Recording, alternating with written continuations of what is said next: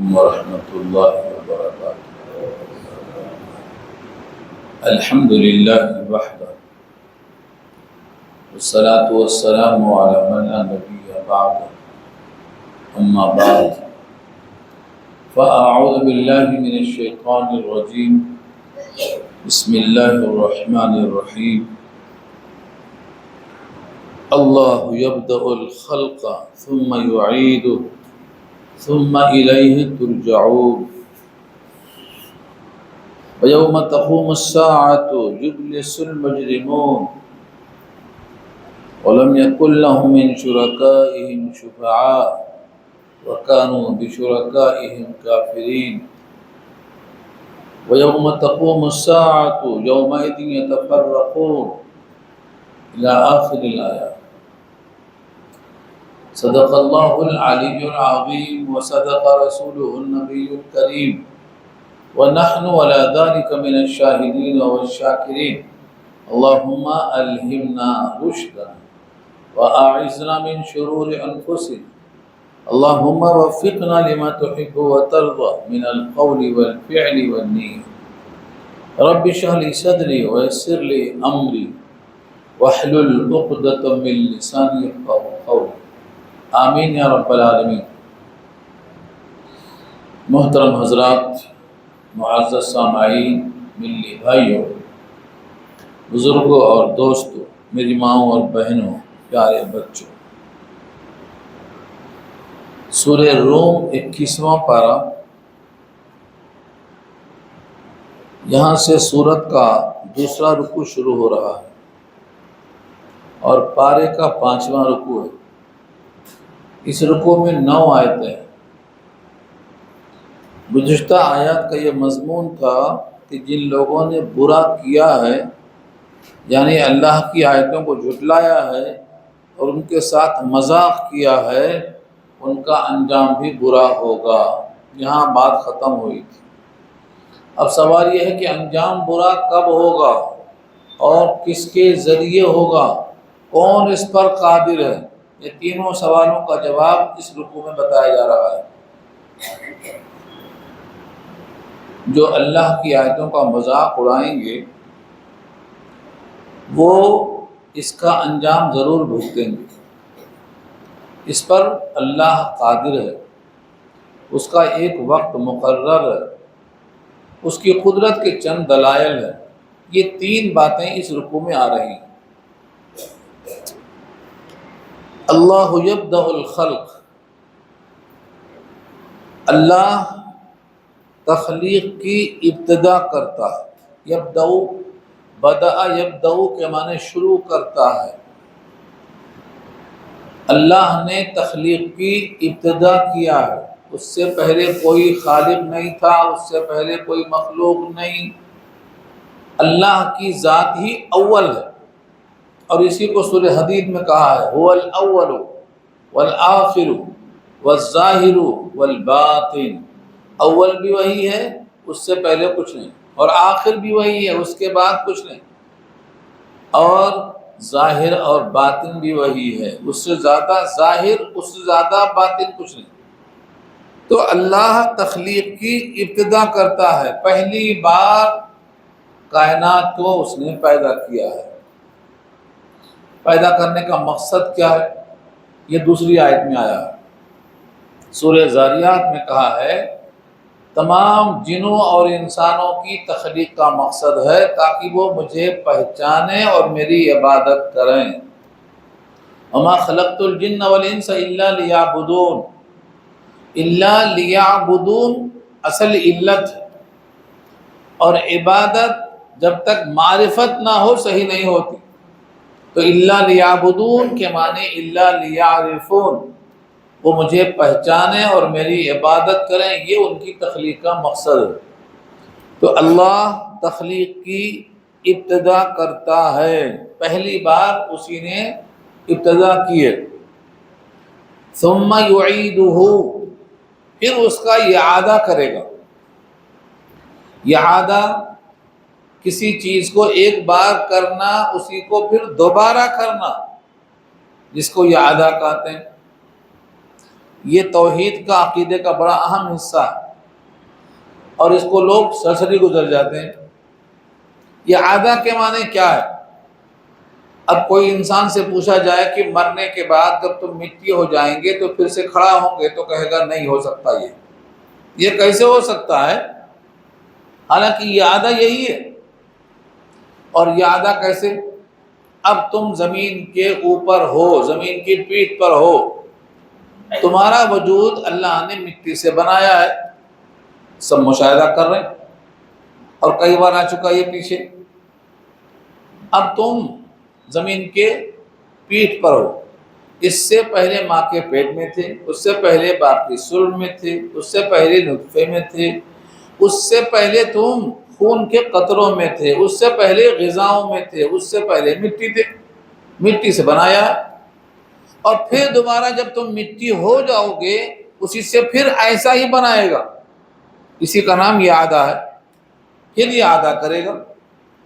اور اس یادے کو یاد دہانی کے لیے ہی جب مٹی آپ ڈالتے ہیں تو یہی کہلوایا جاتا ہے، منہا خلقناکم وفیہا نعیدکم ومنہا نخرجکم تارۃ اخری۔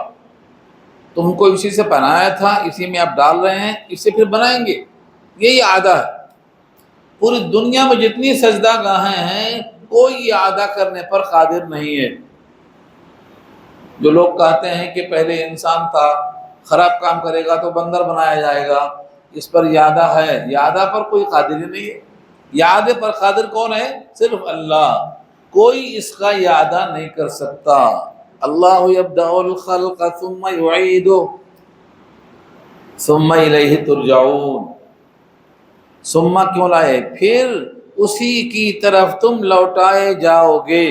ثم الیہ ترجعون، ایک بار تخلیق کی ابتدا ہوئی، ایک بار اس کا اعادہ ہوا، اور ایک بار اس کو اللہ کے سامنے حاضری ہوئی۔ تین ہی چیز تو ہے، اور یہی تین چیزیں آپ دیکھ رہے ہیں سورہ مومن پارہ 24 میں، جب اللہ کے سامنے حاضری بندے کی ہوگی۔ بندہ اگر نیک ہے تب تو مزے میں ہے، اور اگر بندہ مزے میں نہیں ہے، تکلیف میں ہے، تو وہ کہتا ہے آپ نے 2 مرتبہ حیات دیا اور 2 مرتبہ میں نے اس کو موقع کھو دیا، 1 مرتبہ اور چانس دے دو۔ دعا کرے گا۔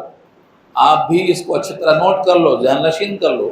ربنا امتنا اثنتین واحییتنا اثنتین فاعترفنا بذنوبنا فهل الى مرد من سبیل فهل الى مرد من خروج، راستہ بتا دو نکلنے کا۔ امتنا، 2 مرتبہ آپ نے مارا، واحییتنا، اور 2 بار زندہ کیا، یہی ہے، یہی ہے، یہ تخلیق کر کے مارنا پھر زندہ کرنا۔ اب لوگ یہ کہتے ہیں، جو فتنہ ہے اہل قرآن کا، حالانکہ منکرین حدیث ان کا نام ہے، وہ کہتے ہیں یہاں 2 ہی بار کا ذکر ہے، اگر قبر میں زندہ ہوا تو پھر محشر میں پھر زندہ ہونا 3 مرتبہ ہو جائے گا، یہ ان کا اعتراض ہے۔ لیکن یہ جو برزخ میں زندہ ہوگا، اس کے بعد مرے گا نہیں، یہی زندگی رہے گی آخر تک۔ جس نے کہا پھر مرے گا، جو اٹھے گا قبر میں سے تو اسی کے ساتھ اٹھے گا، اس کا تعلق روح سے ہوگا، اور یہی وہاں اعتراف ہوگا۔ ربنا امتنا اثنتین واحییتنا اثنتین فاعترفنا بذنوبنا فهل الى مرد من سبیل، راستہ کچھ نہیں۔ اللہ نے کہا دنیا میں سے کوئی بھی چاہے کہ دوبارہ دنیا میں جائے، نہیں جا سکتا۔ وحرام علی قریۃ اہلکناها انہم لا یرجعون، سورہ انبیاء پارہ 17۔ ان بستیوں پر ہم نے حرام کر دیا ہے دوبارہ جانا، جن کو ہم نے ہلاک کر دیا ہے، دوبارہ دنیا میں نہیں جا سکتے، یہ تمنا ہے۔ اور یہ جگہ فرمایا ہے یہ ان کی آرزو ہے، مگر ان کی آرزو کے بعد عذاب ہے۔ وَمِن وَرَائِهِمْ بَرْزَخٌ إِلَى يَوْمِ يُبْعَثُونَ، اٹھائے جانے کا ان کے لیے جو ارادہ ہے، دوبارہ جائیں گے نہیں۔ تو یہاں 2 لفظ ہے، اللہ تخلیق کی ابتدا کرتا ہے، وہی اس کا اعادہ کرتا ہے، پھر اسی کی طرف تم لوٹائے جاؤ گے۔ کب لوٹائے جاؤ گے؟ یوں تو اللہ کے سامنے بندہ ہمیشہ ہوتا ہے، بندہ غافل رہتا ہے، اللہ غافل نہیں۔ اللہ فرماتے ہیں تم ہمارے سامنے ہو، تم ہماری نگاہوں میں ہو، تم جب رکوع کرتے ہو، سجدہ کرتے ہو، قیام کرتے ہو، سوتے ہو، ہم تم کو دیکھ رہے ہوتے ہیں، تم ہماری نگاہوں میں ہو، تم غافل ہو وہ تمہارا قصور ہے۔ اللہ نے نبی کے لیے کہا ہے، اور یہ محدود نہیں کیا ہے کہ صرف نبی کو دیکھتا ہوں باقی لوگوں کو نہیں دیکھتا ہوں۔ نبی کو دیکھنے کا مطلب اللہ دیکھنے پر قادر ہے۔ الذی یراک حین تقوم وتقلبک فی الساجدین، اے نبی جب آپ کھڑے ہوتے ہیں تو اللہ آپ کو دیکھ رہا ہوتا ہے، جب اٹھتے بیٹھتے ہیں تو ساجدین میں بھی اللہ آپ کو دیکھتا ہے۔ تو آپ غافل ہیں مگر اللہ آپ کو دیکھتا ہے۔ اور اس جگہ تو فرمایا ہے تمہارے سروں پر ہم نے 7 طبق بنا دیے، ہم مخلوق سے غافل ہیں ہی نہیں۔ وما كنا عن الخلق غافلین، سورہ مومنون پارہ 18 میں کہا تمہارے سر پر 7 طبق آسمان ہم نے بنایا ہے، ہم مخلوق سے غافل نہیں۔ وَلَقَدْ خَلَقْنَا فَوْقَكُمْ 7 طَرَائِقَ وَمَا كُنَّا عَنِ الْخَلْقِ غَافِلِينَ، یہ اشارہ یہاں ہے۔ تو اللہ بندے کو دیکھ رہے ہیں، بندہ غافل ہے، لیکن پھر ایک ایسا وقت آئے گا کہ آمنے سامنے ہوں گے، روبرو ہوں گے۔ اس کا نام کیا ہے؟ وَيَوْمَ تَقُومُ السَّاعَةُ، اور جس دن قیامت قائم ہوگی، تقوم قائم ہوگی، الساعہ کھڑے ہونے کا وقت۔ اس کو قیامت کیوں کہتے ہیں؟ قیامت قائم ہوگی۔ قیامت کے معنی وہ گھڑی جس میں قیام کا فیصلہ ہے، اس کو یوم القیامت کہتے ہیں۔ ویسے قرآن میں اس کے میں نے گنا نہیں ہے، اندازاً یہ کم سے کم 15-20 نام تو آئے ہیں قرآن میں، اور سب اسی معنی کے لحاظ سے آئے ہیں۔ جیسے یوم المحشر، محشر جمع ہونے کی جگہ، یوم التغابن ہار جیت کی جگہ، یوم الندامت ندامت اور نادم ہونے کی جگہ، یوم الحسرت حسرت یعنی افسوس کرنے کی جگہ، یوم الجمع جمع ہونے کی جگہ، ایسے قرآن میں کثرت سے نام آئے۔ تو جب قیامت قائم ہوگی یعنی وہ گھڑی جس میں لوگ کھڑے ہوں گے، یوم تقوم الساعہ، جب قیامت قائم ہوگی سب کھڑے ہوں گے، آدم سے لے کر ایدم کوئی غیر حاضر نہیں ہوگا، سب حاضر ہوں گے۔ اس کا نام ہے یوم تقوم الساعہ، قیامت قائم ہوگی۔ یبلس المجرمون، مجرمون جمع ہے مجرم کی، جن کے خلاف جرم ثابت ہو جائے وہ مجرم ہے۔ خالی الزام ہے تو ملزم ہے، الزام ثابت ہو جائے تو مجرم ہے۔ اسی لیے سورہ یاسین میں کہا وامتازوا اليوم ایھا المجرمون، جن کے خلاف جرم ثابت ہو گیا ہے وہ الگ ہو جائے۔ وہاں پر وہ پہچانا جائے گا، ان کو چھپنے کی کوئی جگہ نہیں ہوگی۔ اس وقت کون مایوس ہو جائے گا؟ مجرم۔ یبلسو حیرت زدہ رہ جائیں گے۔ یبلسو کا ترجمہ کیا ہے؟ مایوس ہونا، حیرت میں رہ جانا۔ آپ نے ایک نام سنا ہوگا ابلیس، سنا ہے نہیں سنا ہے؟ اسی سے نکلا ہے، یبلسو سے۔ یبلسو ابلیس اسی سے نکلا ہے۔ کہتے ہیں تلبیس، دجل و تلبیس کرنا، گڈ مٹ کرنا، دھوکہ دینا۔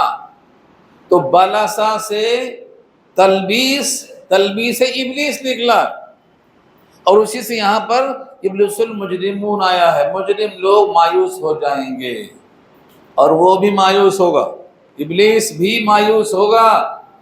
ابلیس کی پیشانی پہ لکھا ہوگا آئس من رحمت اللہ، اللہ کی رحمت سے مایوس، آئس من رحمت اللہ۔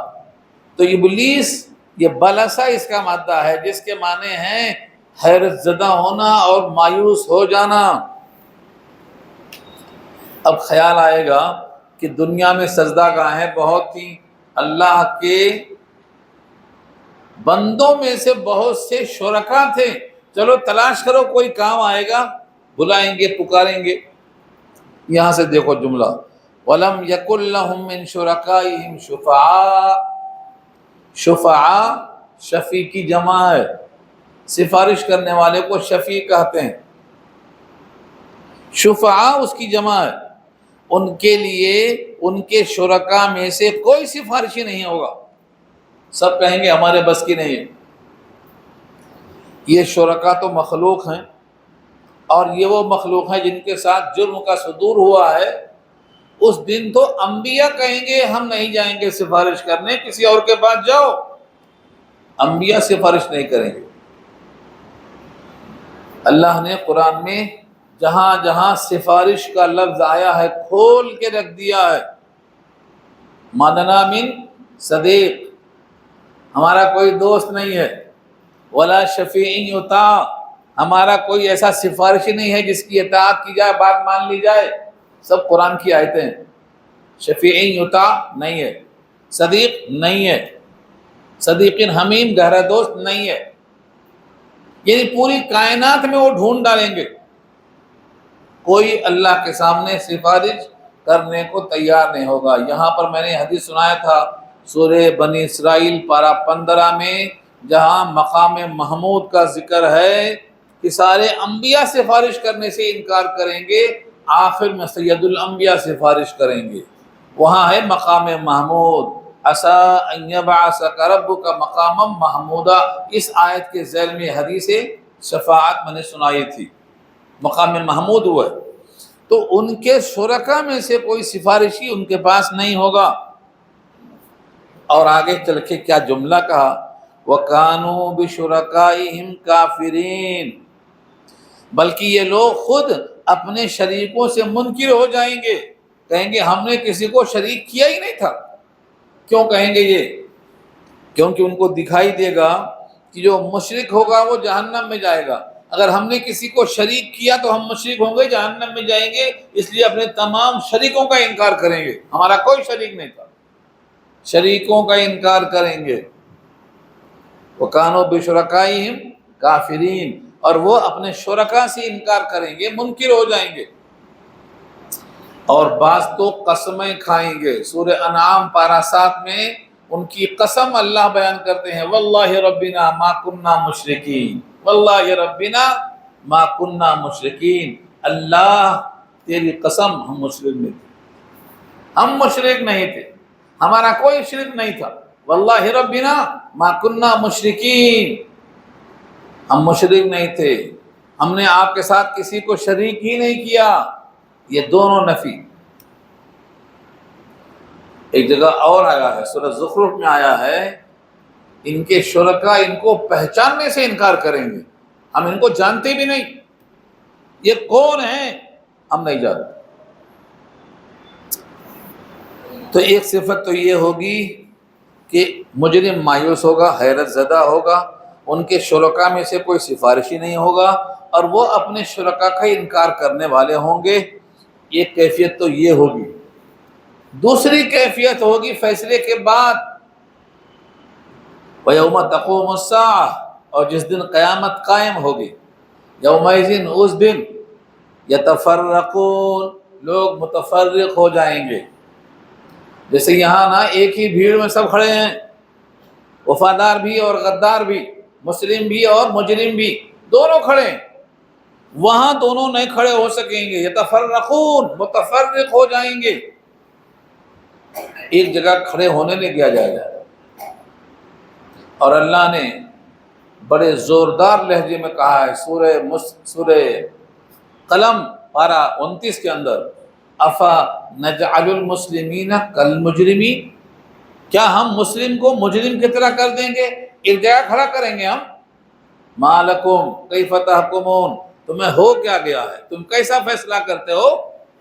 وفادار اور غدار میں فرق ہوگا، دونوں ایک جگہ نہیں ہوں گے، یتفرقون، متفرق ہوں گے۔ مومن کہاں ہوگا، کافر کہاں ہوگا، اگلی آیت واضح کرتی ہے، فَأَمَّا الَّذِينَ آمَنُوا وَعَمِلُوا الصَّالِحَاتِ فَهُمْ فِي رَوْضَةٍ يُحْبَرُونَ، یہ مومن کا انجام ہے۔ بس بہرحال جو ایمان لائے اور عمل صالح کیا، عمل صالح کی تعریف پہلے کر چکا ہوں، ایمان کی تعریف پہلے کر چکا ہوں۔ ایمانیات وہی 7 چیزیں جو ایمان مفصل میں ہیں، ان 7 کو ماننا ایمان ہے، ان میں سے کسی کا انکار کرنا کفر ہے۔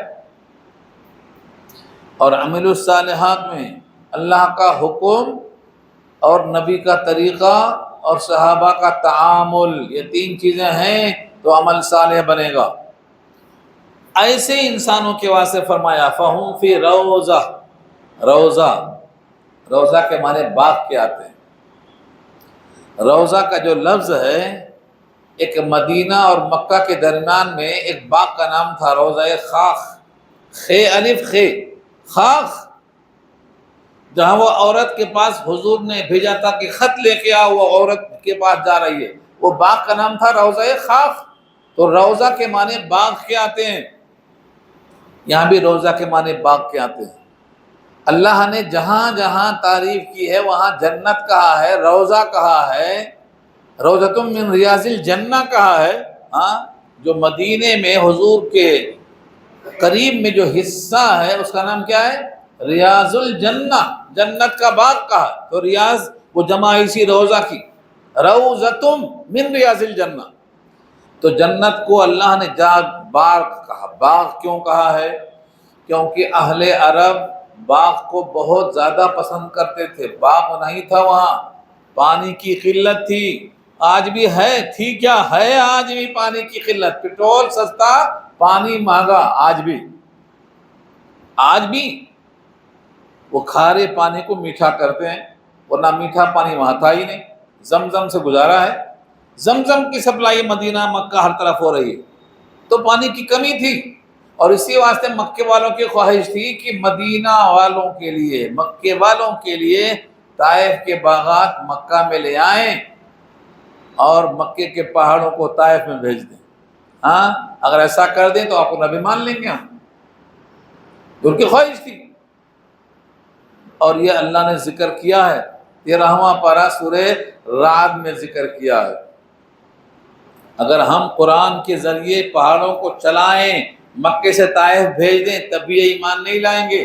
وَلَوْ أَنَّ قُرْآنًا سُجِّرَتْ بِهِ الْجِبَالُ، یہی تو آیت ہے، وَلَوْ أَنَّ قُرْآنًا سُجِّرَتْ بِهِ الْجِبَالُ أَوْ قُطِّعَتْ بِهِ الْأَرْضُ أَوْ كُلِّمَ بِهِ الْمَوْتَى، مردوں سے بات کرا دیں، پہاڑوں کو چلا کر طائف بھیج دیں اور طائف کے باغات مکے لے آئیں، تب بھی یہ ایمان نہیں لائیں گے، کیونکہ ان کے اندر ہٹ درمی ہے، اطاعت گزار نہیں ہے۔ تو میں عرض کر رہا تھا روضہ کے بارے میں، روضہ کہتے ہیں باغ کو، اور اہل عرب باغ کے دیوانے تھے، کیونکہ باغ میں ہر قسم کے پھل ہوتے، اور یہ اللہ کی ایسی مرضی ہے، وہاں جتنے پھل سب میٹھے، کھجور وہی ہیں، کھجور کی جتنی قسمیں ہیں ان کے نام بھی نہیں سن سکتے آپ کے پاس جو آم کی پھل کی قسمیں ہیں نا وہ کم ہیں کھجور کی قسموں کے مقابل میں، اتنی قسمیں ہیں، اور اللہ نے نوازا ہے، ہر پھل کے اندر وہاں پر اتنی لذت رکھا ہے، وہ سب باغوں کا مزہ ہے، اس لیے ان کے لیے باغ کہا گیا ہے۔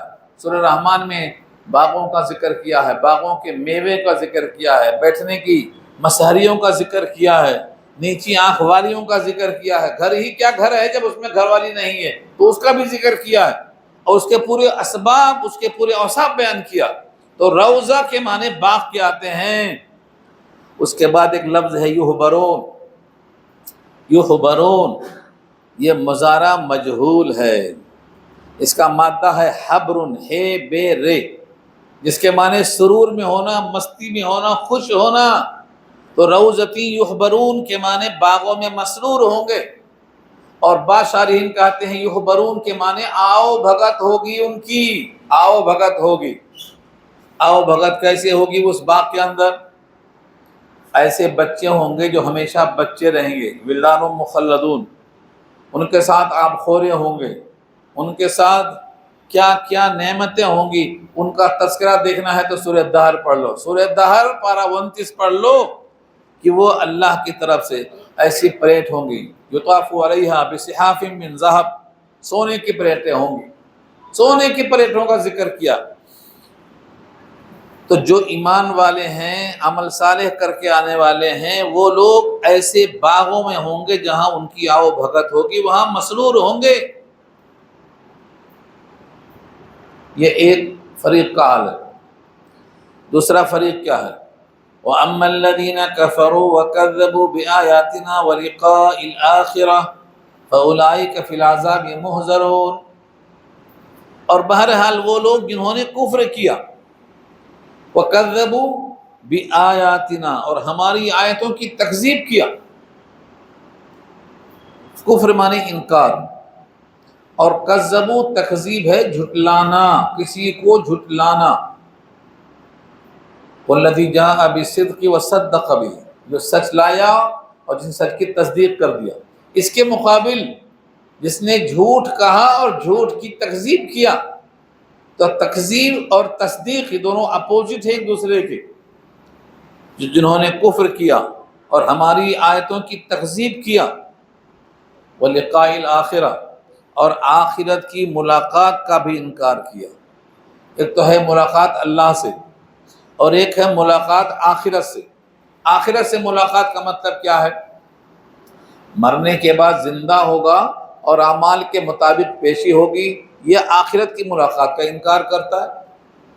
یعنی اس کو مرنے کے بعد زندہ ہو کر اپنے اعمال سے ملنے کا یقین ہی نہیں ہے، یہ ہے انکار، ولقاء الآخرہ۔ اور اس کو اللہ نے 30ویں پارے میں ایک جگہ کہا، یا ایھا الانسان انک کادح الی ربک کدحا فملاقیہ، اے انسان تیرے اوپر میں نے مشقت رکھ دی ہے، مشقت کرتا رہے گا یہاں تک کہ اللہ سے ملاقات ہو یا اس مشقت کے انجام سے ملاقات ہو۔ فملاقیہ، وہاں بھی ملاقات ہے، یہاں لقاء ہے، یہاں آخرت کی ملاقات، وہاں اللہ سے ملاقات یا اپنے اعمال کے انجام سے ملاقات۔ فملاقیہ انک کادح الی ربک کدحا، الی ربک کدحا، اپنے رب سے ملاقات ہونے تک تو محنت کرتا رہے گا۔ فملاقیہ، اب اس سے ملے گا، یعنی اللہ سے یا اپنے انجام سے، اپنے اعمال کے انجام سے ملے گا۔ یہ ہے فملاقیہ میں ہی کی ضمیر۔ تو قرآن کریم میں آخرت کی ملاقات مستلزم ہے اللہ کی ملاقات کو، اور جو آخرت کی ملاقات نہیں مانتا ہے وہ آخرت سے ملنے کو، اللہ سے ملنے کو بھی نہیں مانتا ہے، کیونکہ اللہ سے ملنا سب کے لیے نہیں ہے، خاص لوگوں سے ملاقات ہوگی، بقیہ لوگ پردے میں ہوں گے۔ کلا انہم عن ربہم یومئذ لمحجوبون، وہ لوگ اپنے رب سے حجاب میں ہوں گے، وہ اللہ کو دیکھنے کے قابل نہیں ہوں گے۔ جن کو اللہ سے ملنے کی امید نہیں، اللہ کے حکم کی تعمیل نہیں، اللہ کو راضی کرنے کی کوئی خواہش نہیں، اللہ سے وہ دیکھنے سے محروم ہوں گے۔ کلا انہم عن ربہم یومئذ لمحجوبون، محجوب مانے حجاب، حجاب میں ہوں گے، وہ ترس جائیں گے، وہ اپنے رب کو نہیں دیکھ سکیں گے، وہ ترس جائیں گے، ان کا رب ان سے بات نہیں کرے گا۔ ولا یکلمہم اللہ ولا ینظر الیہم ولا یزکیہم، نہ ان کا تزکیہ ہوگا، نہ ان سے کلام ہوگا، نہ ناظر رحمت ہوگی، نہ ان سے بات چیت ہوگی۔ اخسؤوا فیہا ولا تکلمون، فرشتہ کہے گا چپ بیٹھو، مجھ سے بھی بات کرنے کی کوشش مت کرو، رب سے تو بہت دور کی بات ہے۔ اخسؤوا فیہا ولا تکلمون، چپ بیٹھو اور مجھ سے بات مت کرو۔ وہ فرشتے کے ذریعے کہلوانا چاہتے تھے کہ اللہ سے کہو ایک دن عذاب میں تخفیف کر دے، یخفف عنا یوما من العذاب، تو فرشتہ کہے گا عذاب میں تخفیف تو بات کی چیز ہے، تم مجھ سے بات کرنے کی کوشش مت کرو۔ اخسؤوا فیہا ولا تکلمون، یہ سورہ مومن پارہ 24 کی آیت ہے۔ یہاں سے یہ بات معلوم ہوئی کہ جنہوں نے کفر کیا، آیتوں کی تکذیب کیا، آخرت کی ملاقات کا انکار کیا، فَأُولَٰئِكَ فِي الْعَذَابِ، پس وہ لوگ عذاب میں ہوں گے۔ کیسا ہوں گے عذاب میں؟ محضرون، حاضر کرو کہا جائے گا، حاضر کرو، پیش کیے جائیں گے۔ اس کو کہا گیا ہے محضرون، جمع ہے محضر کی، جس کو حاضر کیا جائے، بائی فورس لا کر پیش کیا جائے، اس کو محضرون کہتے ہیں۔ حاضر کیا جائے گا، ان کو کیسے حاضر کیا جائے گا، کیسے پیش کیا جائے گا؟ اللہ تعالیٰ کے سامنے، اللہ کے روبرو پیش کیا جائے گا۔ اب آپ کہیں گے حاضر کیا جائے گا، یہاں مراد ہے عذاب میں گرفتار کیا جائے گا۔ فی العذاب یہ محضرون، ان کو عذاب میں گرفتار کیا جائے گا۔ یہاں تک تقسیم ہو گئی۔ قیامت قائم ہوگی تو کیفیت دو ہوگی، نتیجہ اور انجام بھی دو ہوگا۔ مومن کا آؤ بھگت ہوگی اور کافر کا عذاب میں گرفتار ہوگا۔ جو اتنے عذاب دینے پر قادر ہے اب اس کی تسبیح کرنا چاہیے کہ نہیں کرنا چاہیے؟ فسبحان اللہ، بس اللہ کی ذات پاک ہے، یہاں سے تسبیح شروع ہوتی ہے، سبحان اللہ، فسبحان اللہ۔ سو تم اللہ کی تسبیح کیا کرو، ایک بار نہیں، دو بار نہیں، حین تمسون وحین تصبحون، جس وقت شام کا وقت آئے، شام کا وقت آتے ہی تسبیح میں لگ جانا، وحین تصبحون، اور صبح کا وقت آتے ہی تسبیح میں لگ جانا۔ یہ نمازوں کے اوقات چل رہے ہیں، دیکھو صبح شام کی نمازیں ہو رہی ہیں، مغرب کی نماز ہو رہی ہے، عصر کی نماز ہو رہی ہے، ظہر کی نماز ہو رہی ہے۔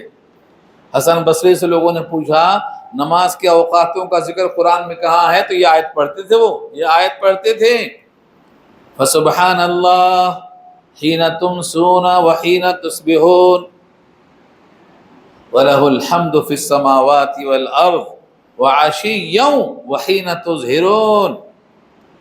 اس دو جملے میں آپ کو نمازوں کے اوقات بتائے گئے ہیں، تسبیح کرنا ہے، اور سبحان اللہ جو ہم بولتے ہیں یہ بھی اللہ کی تسبیح ہے، اور نماز کا قیام بھی اسی لیے آیا ہے کہ اللہ کو ہر عیب سے پاک جانا جائے، یعنی دوبارہ زندگی ہوگی، دوبارہ سب کھڑے ہوں گے، دوبارہ حساب ہوگا، اور یہ متفرق ہو کر جنت جہنم کے لائق بنیں گے، یہ اللہ کی طرف سے ہے۔ تو نمازیں 5 ہیں، بہت سے لوگ ان آیتوں میں 3 نمازیں دیکھ رہے ہیں، 5 نہیں دیکھ رہے ہیں، تو انہوں نے 3 نمازیں کر دیا۔ یہ جو فرقہ اہل قرآن ہے، حدیثوں کا منکر ہے، وہ پہلے نماز پڑھتے نہیں تھا، اب اس میں تسبیح آ گئی تو کیا کرے؟ اب تسبیح کرے گا نا، تو 3 ہی وقت کرے گا۔ اب اس میں بعض 3 وقت کرتے ہیں، بعض تو کرتے ہی نہیں ہیں، بعض کہتے ہیں تسبیح کریں گے نماز نہیں پڑھیں گے، حالانکہ تسبیح ان کی نماز ہے۔ اللہ نے قرآن میں کہا ہے دنیا میں جتنی مخلوق ہے سب تسبیح پڑھتے ہیں، سب نماز پڑھتے ہیں، مجھے کتنے منحوس ہیں کہ یہ نماز کا بہانہ کرتے ہیں۔ کل قد علم صلاتہ وتسبیحہ، یہ اللہ نے کہا ہے جتنی مخلوق کائنات میں ہے، کل کے معنی ہر ایک، کل قد علم صلاتہ، ہر ایک نے اپنی نماز کو جان لیا، وتسبیحہ، اور اپنی تسبیح کو بھی جان لیا۔ کائنات میں ایسی کوئی مخلوق نہیں ہے جس کو اپنی نماز نہیں معلوم، اپنی تسبیح نہیں معلوم، بس یہ انسانوں میں سے کچھ ایسے ہیں جن کو اللہ نے اختیار دیا ہے کہ وہ تعویل کرتے ہیں۔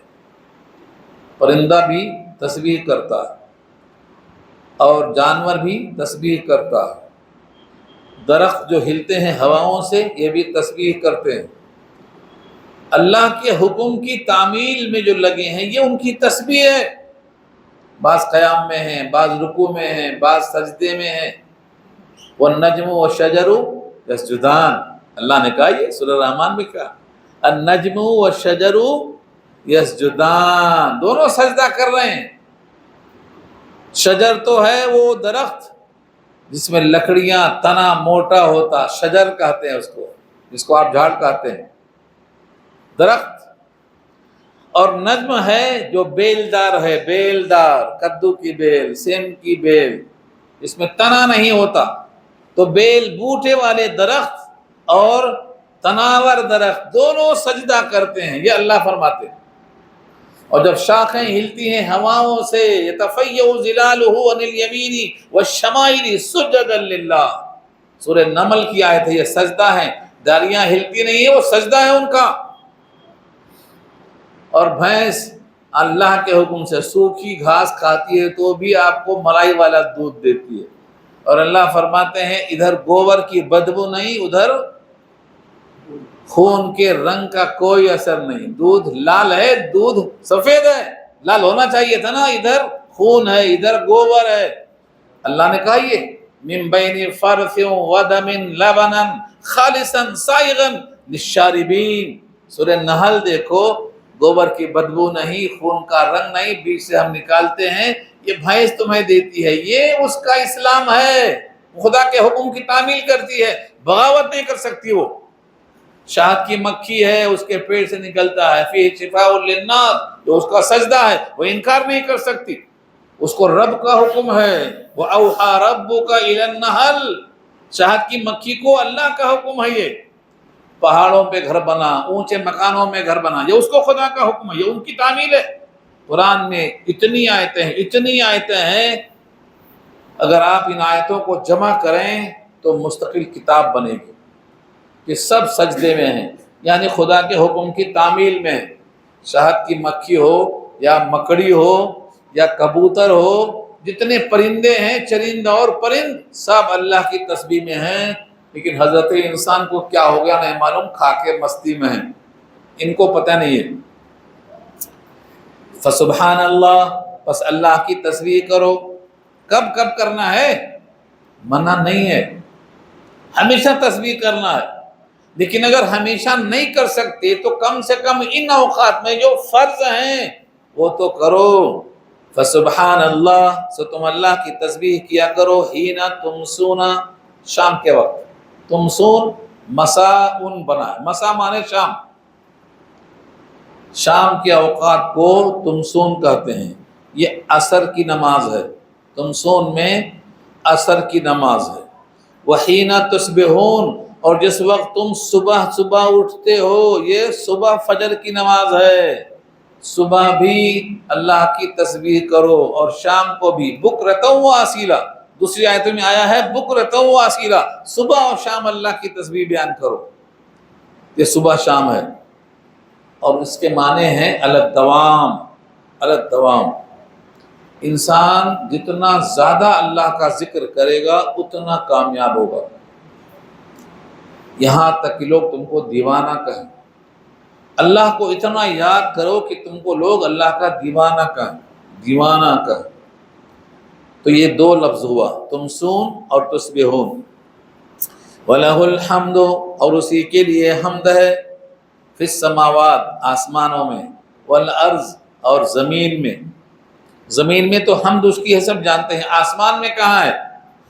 ساتوں آسمان میں جتنے فرشتے ہیں یہ سب اللہ کی تسبیح کرتے ہیں، ایک لمحہ غافل نہیں ہوتے، ایک لمحہ۔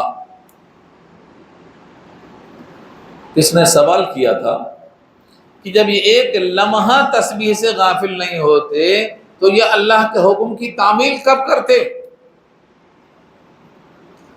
آپ سے پوچھتا ہوں میں، آپ ہمیشہ سانس لیتے ہیں تو کھانا کب کھاتے؟ ہاں، کیا جواب دیں گے آپ کھانا کب کھاتے؟ جب سانس لیتے ہمیشہ۔ آپ کا کھانا کھانا آپ کے سانس لینے دینے کو روکتا کہ نہیں روکتا؟ آپ کہیں کبھی نہیں روکتا، یہ فرشتوں کا ہے۔ آپ کا سانس لینا کسی کام سے رکاوٹ نہیں ہوتا، ایسے فرشتوں کی تسبیح بھی انہیں خدا کے حکم کی تعمیل سے رکاوٹ نہیں بنتی ہے۔ الدوام، دن میں آپ سوچتے ہیں کتنی بار اندر گئی سانس؟ 24,000 مرتبہ آپ کی سانس اندر سے باہر اور باہر سے اندر ہوتی ہے، 24,000 مرتبہ آپ کی سانس اندر سے باہر، باہر سے اندر، اور اسی کا نام حیات ہے۔ جس دن یہ سانس بند ہو جائے گی نا، کہیں گے مر گیا، ختم۔ یہ سانس ہی حیات ہے، سانس کے مجموعے کا نام حیات ہے۔ آپ کا سر اور پیر سب یہی موجود ہوگا، لوگ کہیں گے مر گیا، کیا دیکھ کے کہیں گے مر گیا؟ سانس نہیں آ رہی ہے، جا رہی ہے۔ اسی لیے وہ عربی شاعر کہتا ہے حیاتک انفاس، حیاتک انفاس تعد فکلما مضى نفس منها انتقصت به جزءا، حیات چند سانسوں کے مجموعے کا نام ہے، چند سانسوں کے مجموعے کا نام حیات ہے۔ جب اس میں سے ایک سانس نکل کے باہر چلی گئی تو اتنا مجموعے میں سے کم ہو گیا، یعنی روز ہماری عمر کم ہو رہی ہے، کیک کاٹ رہے ہیں کہ عمر بڑی ہو گئی، کیا عقل ہے؟ دیکھو آپ، قرآن کہتا ہے جب ایک سانس باہر سے اندر گئی تو حیات کم ہو گئی، اور یہ کیک کاٹ رہے ہیں، کیک کاٹ کے خوشی منا رہے ہیں، بیٹا بڑا ہو گیا، ہاں بیٹی بڑی ہو گئی، بڑی نہیں ہوئی، جتنا گھٹ گئی اس کو تم مائنس کرنا نہیں آتا تمہیں، مائنس کرو، حیات گھٹ گئی۔ اور اس کی مثال میں بارہا دے چکا ہوں، رومی سے پوچھ لو، رومی نے کیا کہا؟ ہو رہی ہے عمر مثل برف کم، رفتہ رفتہ چپکے دم بدم، جیسے ہماری سانس آ رہی جا رہی ہے یہ عمر کم ہو رہی ہے، برف کی طرح برف پگھل رہا ہے، حیات بھی پگھل رہی ہے، ہمارے قدم قبر کی طرف جا رہے ہیں۔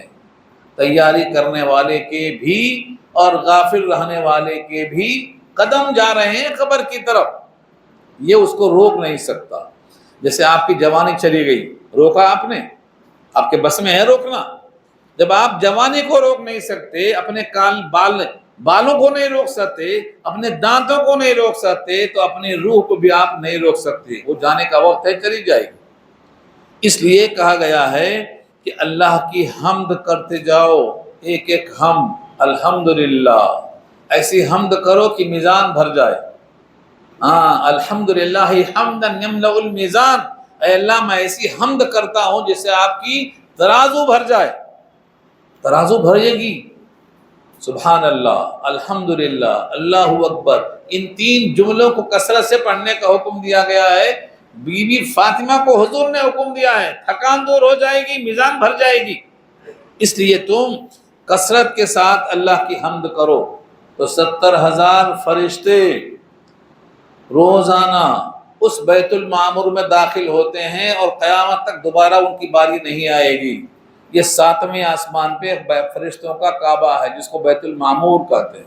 بیت المعمور، معمور کے معنی بھرا ہوا، ایسا گھر جو بھرا ہوا ہے، 70,000 فرشتوں سے بھرا رہتا ہے، دوبارہ ان کی باری پھر نہیں آتی۔ یہ حمد آسمانوں میں ہے۔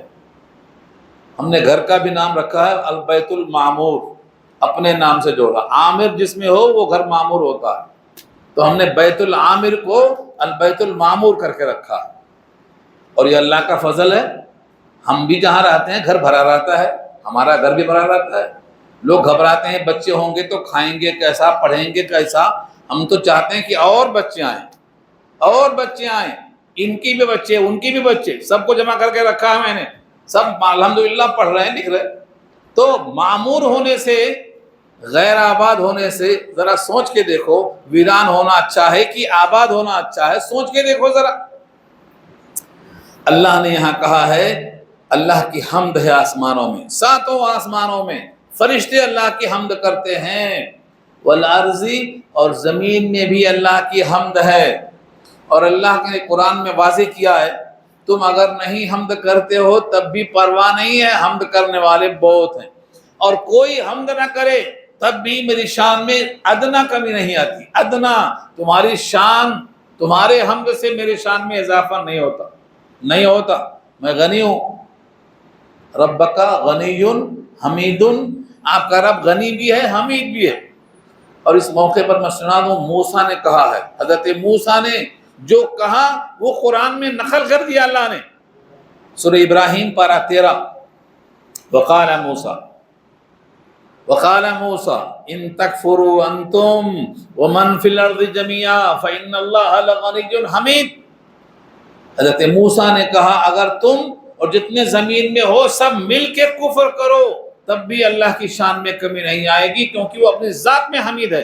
انکا حمید، تو اپنی ذات میں حمید ہے، ہمارے حمد کرنے سے حمد میں اضافہ نہیں ہوگا۔ پھر بھی جو حمد کرے گا اس کی شان میں اضافہ ہوگا، حمد کرنے والے کی شان میں اضافہ ہوگا۔ حامد جب حمد کرتا ہے تو اس کی شان میں اضافہ کیسے ہوتا ہے؟ ایک مثال دے کے سمجھاؤں۔ ہمارے نبی کا فرمان ہے جو مجھ پر ایک بار رحمت کی دعا کرتا ہے خود بخود 10 بار رحمتوں کا حقدار بنتا ہے۔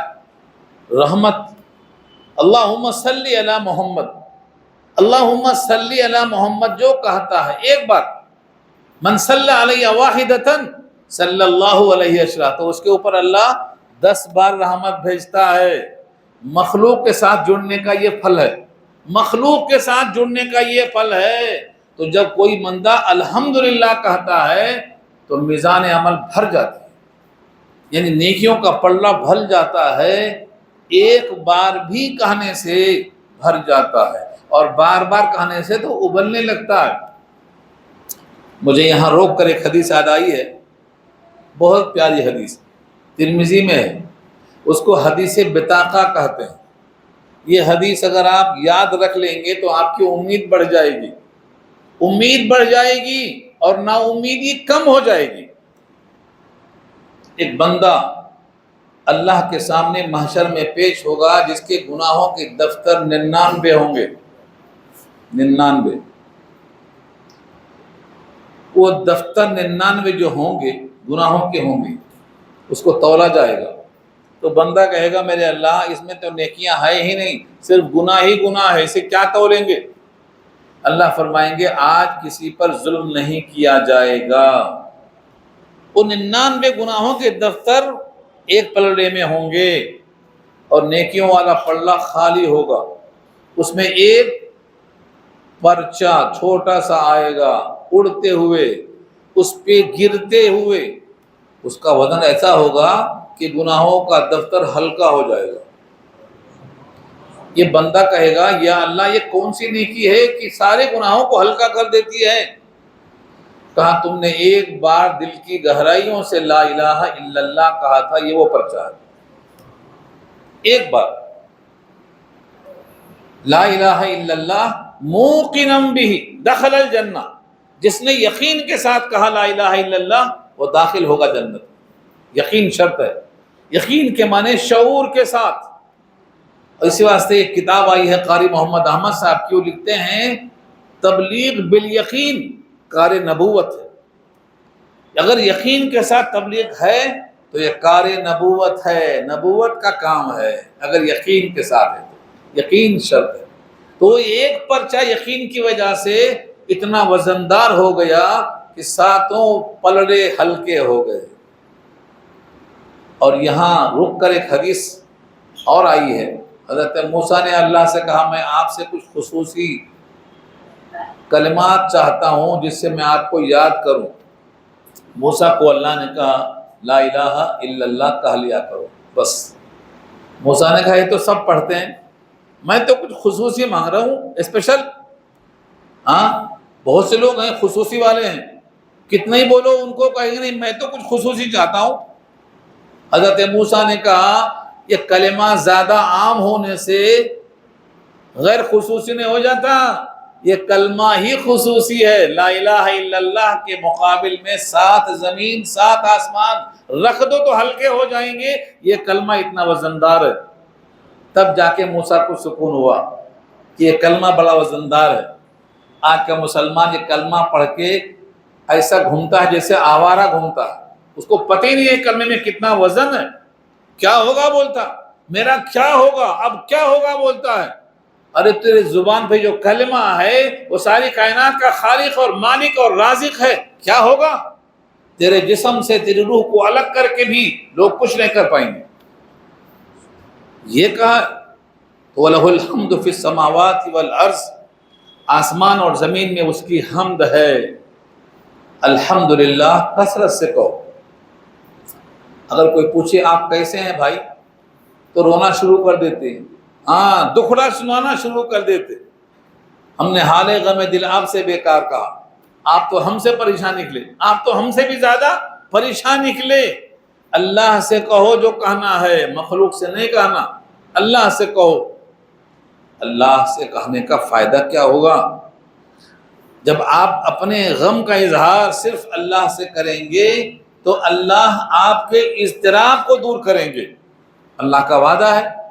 سورہ قصص پر حدیث میں آ چکا اَمَّن يُجِيبُ الْمُضْطَرَّ إِذَا دَعَاهُ، جب وہ مضطر حالت اضطرار میں اللہ کو پکارتا ہے وَيَكْشِفُ السُّوءَ، اس کے غم کو اللہ دور کر دیتا ہے۔ اور یہ سکھایا اللہ نے۔ تو الحمدللہ اللہ کی حمد آسمانوں میں بھی ہے اور زمین میں بھی ہے، آپ کریں تو نہ کریں، آپ شامل ہو گئے تو آپ کا مرتبہ بلند ہو جائے گا۔ اور فرمایا وَعَشِيًّا، عشیًّا عربی میں زوال کے بعد کو کہا جاتا ہے، زوال کے بعد۔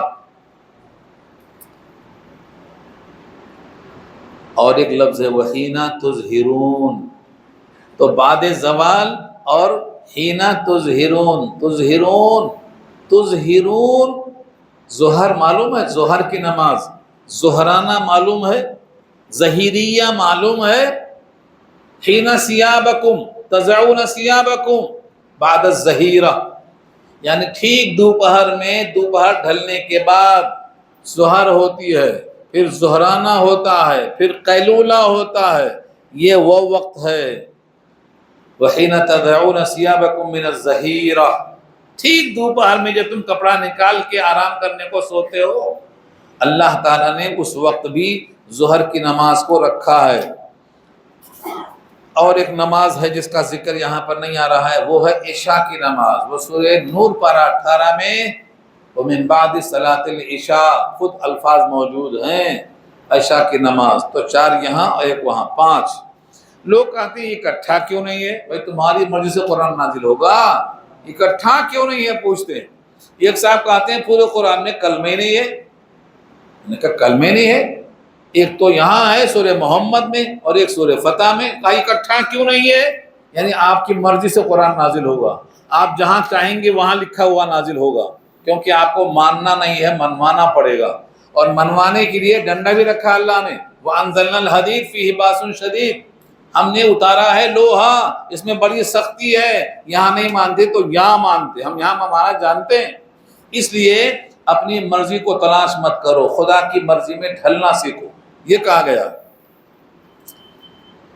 یخرج الحی من المیت ویخرج المیت من الحی ویحیی الارض بعد موتها وکذالک تخرجون، یہ دلیل ہے۔ آیت نمبر 19 سے دیکھیے، اس پر آپ جانتے سب کچھ ہیں، غور نہیں کرتے۔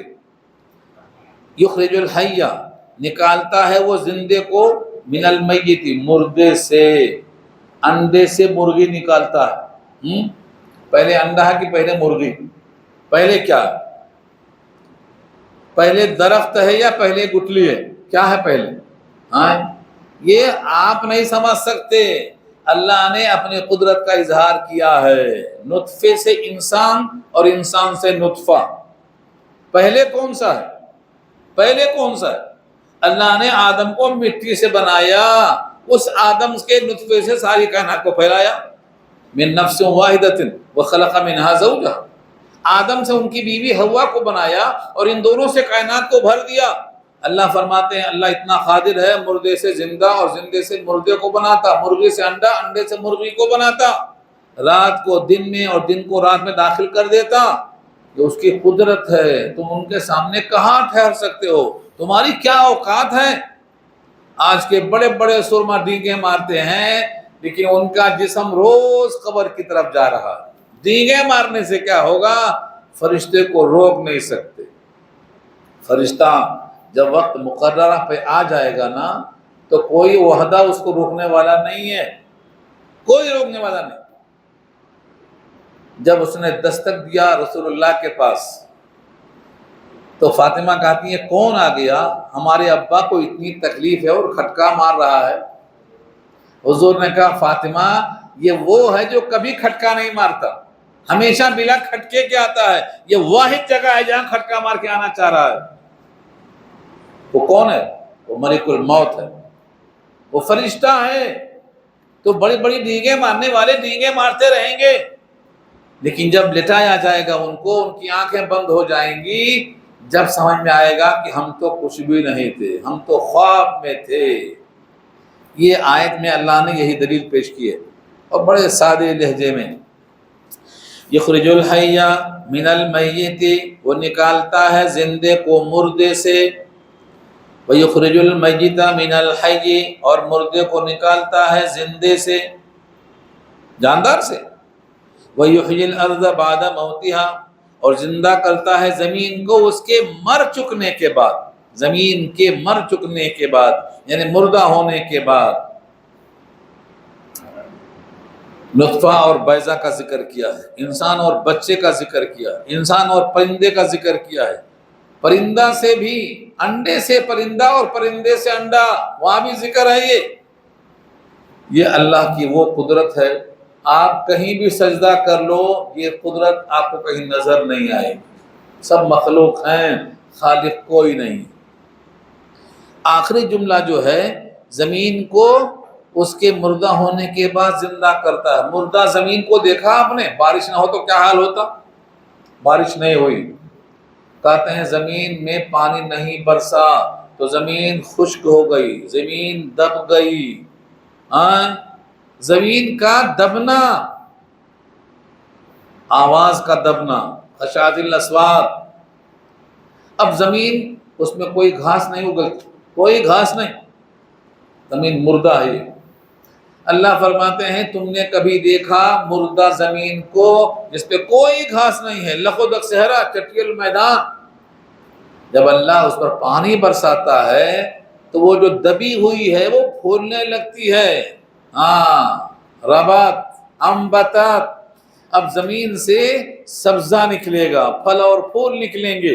زمین مردہ تھی، پانی برسا کر زندہ کر دیا۔ آگے فرمایا وَكَذَلِكَ تُخْرَجُونَ، اور ایسی ہی طرح تم کو نکالا جائے گا۔ مردہ زمین سے گھاس نکلتی، مردہ زمین سے انسان نکالا جائے گا۔ تخرجون، تم نکالے جاؤ گے۔ ساری کائنات کے سارے انسان زمین میں ہوں گے، اللہ کا حکم ہوگا، سب نکل پڑیں گے۔ کدھر جائیں گے؟ آواز جدھر سے آئے گی ادھر جائیں گے۔ مہطعین مقنعی رؤوسہم لا یرتد الیہم طرفہم وافئدتہم ہوا، ان کے دل ہوا ہوں گے، نہ دائیں دیکھیں گے نہ بائیں دیکھیں گے، جدھر سے آواز آئی ہے بھاگتے جائیں گے۔ مہطعین الی الداع یقول الکافرون ھذا یوم عسیر۔ سورہ قمر کی آیت دیکھ لیجئے، قرآن میں یہ آیت کئی جگہ کئی مضمون آیا، بھاگے چلے جائیں گے۔ سورہ ابراہیم ہے، سورہ قمر ہے، سورہ طٰہٰ ہے، سب جگہ یہ موجود ہے۔ آواز والے کی طرف بھاگتے چلے جائیں گے، نہ دائیں نہ بائیں، ادھر ادھر نہیں دیکھ پائیں گے، سیدھا چلے جائیں گے۔ ایک آواز، کہاں سے نکلیں گے؟ قبر سے نکلیں گے۔ یوم یخرجون من الاجداث کأنہم جراد منتشر، جیسے ٹڈی کا لشکر نکلتا ہے نا، جب بارش ہوتی ہے تو لائٹ کے پاس جمع ہوتا نا، جراد منتشر، ٹڈیاں، ایسے لوگ نکلیں گے منتشر ہو کر۔ کافر تو پریشان ہوگا کہ کہاں جانا ہے، کدھر جانا ہے، کیا آواز ہے، کچھ بھی نہیں ہوگا اس کے دماغ میں، خالی فطور ہوگا۔ لیکن رحمان کا بندہ کیا کہے گا؟ ھذا ما وعد الرحمن، ھذا ما وعد الرحمن وصدق المرسلون، رسولوں نے سچ کہا تھا، رحمان کا وعدہ تھا، ایسا ہی نکل کے جانا ہے۔ اس کو کوئی پریشانی نہیں ہوگی، کیونکہ اس کے لیے تو ایک دائیں ہے ایک بائیں ہے، راستہ بتانے والا گائیڈ ہے۔ ہم تمہارے ساتھ ساتھ ہیں، روح نکلتے وقت ساتھ تھے، حساب کرتے وقت ساتھ تھے، ہم تمہارا ساتھ کبھی چھوڑے نہیں، ساتھ جائیں گے۔ سورہ قاف 12:26 میں اللہ فرماتے ہیں ہمیشہ اس کے ساتھ جو رہنے والے ہیں وہ ساتھ رہیں گے۔ اور سورہ حامیم السجدہ میں یہ ہے گھر میں داخل ہونے تک ساتھ رہیں گے، یہ مومن کے لیے ہے۔ یہاں سے اشارہ یہ ہے کہ تم ہمیشہ اس دنیا میں نہیں رہو گے، اس مٹی سے باہر نکالے جاؤ گے۔ اب اتنا بڑا دعویٰ ہے، سمجھ میں نہیں آتا نا؟ آدم سے لے کر اب تک کتنے انسان مر گئے ہوں گے، کن کی ہڈی کہاں ہے، ان کا چمڑا کہاں ہے، ان کا گوشت کہاں ہے، کتنے جلائے گئے، کتنی مچھلیاں کھا گئیں، ان کو کیسے زندہ کیا جائے گا؟ کسی کی ہڈی کسی کا جسم نہیں بدلے گا، ایک جسم ایک ہڈی۔ اللہ فرماتے ہیں تم کو شک ہو رہا ہے، ہم جو انگوٹھے کے نشان ہیں نا یہ بھی نہیں بدلیں گے، یہ بھی نہیں بدلیں گے۔ نسویہ بنانا، سورہ قیامہ میں کہا نسویہ بلا قادرین علی ان نسویہ بنانا، ہم انگوٹھوں کے پور بھی نہیں بدلیں گے، وہی پور رہے گا جو اب ہے، نشان انگوٹھے کی وہی رہیں گے جو ہیں، ہم اس پر قادر ہیں، بلا قادرین، ہم اس پر قادر ہیں۔ قرآن کی اس پر بڑی ساری آیتیں موجود ہیں کہ ہم تم کو بنانے پر دوبارہ قادر ہیں۔ پھر بھی انسان نہیں مانتا تو کہا ٹھیک ہے، دلیل چاہیے، آنکھوں سے دیکھنا چاہتے ہو، کان سے سننا چاہتے ہو، زبان سے چکھنا چاہتے ہو، آ جاؤ میدان میں، تمہارے گھر میں دکھائیں گے ہم۔ اب اگلا رکوع اسی پر آ رہا ہے، اگلا رکوع پورا رکوع اسی پر ہے، وَمِنْ آیَاتِهِ وَمِنْ آیَاتِهِ وَمِنْ آیَاتِهِ، کتنا چاہیے آپ کو؟ نشانیوں میں سے یہ بھی ہے، نشانیوں میں سے یہ بھی ہے، نشانیاں یہ رکھ دی اللہ نے آگے پورا رکوع آپ دیکھ کے آئیے گا، یہ سب کے سب نشانیوں میں سے ہیں۔ اگر تم کو ان نشانیوں میں یقین آ رہا ہے اور آگے پھر وہی آ رہا ہے مردہ زمین کو زندہ کرنے کا، پھر اگلے رکوع میں آ رہا ہے تو ہم اس پر قادر ہیں۔ اللہ نے بہت سی نشانیاں پیش کی ہیں، اور یہ آیتیں سمجھ میں کم آئیں گی جب سمجھیں گے، اور ثواب کے لیے پڑھیں گے، سمجھیں گے نہیں تو کیا ہوگا؟ ثواب ملے گا، شعور نہیں آئے گا۔ اس لیے آج مسلمان بے شعوری میں گزار رہا ہے، ثواب کے لیے مر رہا ہے، ہدایت کے لیے، شعور کے لیے، اللہ کو راضی کرنے کے لیے، یقین پختہ کرنے کے لیے کوئی کوشش نہیں کر رہا۔ اس لیے یہ درس قرآن بھی غنیمت ہے۔ لوگ کہتے ہیں نا یہ لوگ کماتے نہیں ہیں، بھائی کماتے نہیں ہیں، کمانے کے واسطے زمین سے جو غلہ نکلتا ہے کما کے تم دکھاؤ نا، ایک غلہ، ایک گیہوں کا دانہ، اللہ نے کہا ہے ساری کائنات مل کے ایک مکھی بنا کے دکھا دو۔ گیہوں کا دانہ تو بڑی چیز کی بات ہے، تم نہیں کما سکتے۔ اللہ کے وہ بندے جن کی برکت سے تم جی رہے ہو، جن کی برکت سے قیامت رکی ہوئی ہے، جب تک ایک بندہ اللہ اللہ اللہ بولنے والا باقی رہے گا قیامت نہیں آئے گی۔ تم کو کیا معلوم یہ اللہ اللہ بولنے والا کون ہے؟ اس لیے اللہ اللہ بولنے کی اہمیت ہے، کثرت سے بولتے جاؤ، قیامت نہیں آئے گی، قیامت نہیں آئے گی۔ دنیا والے کچھ بھی کر لیں، آپ کی زبان پہ اللہ اللہ ہونا چاہیے۔ الحمدللہ، بات پوری ہوگی۔ اب اگلا ہفتہ انشاءاللہ ہم اس کو تفصیل سے بتائیں گے کہ اللہ کی نشانیاں کیا کیا ہیں۔ ایک اعلان یہ ہے، صحت یابی جناب عبدالعزیز صاحب، وہ بچہ عبدالعزیز کون ہے یہ؟ ہاں اچھا، اور آپ کو معلوم ہونا چاہیے جو بچہ آتا تھا نا یہاں، حافظ احمد العلوم کا بچہ، ریکارڈنگ کرتا تھا، جو پورے ہفتے کی ریکارڈنگ جو کرتا تھا،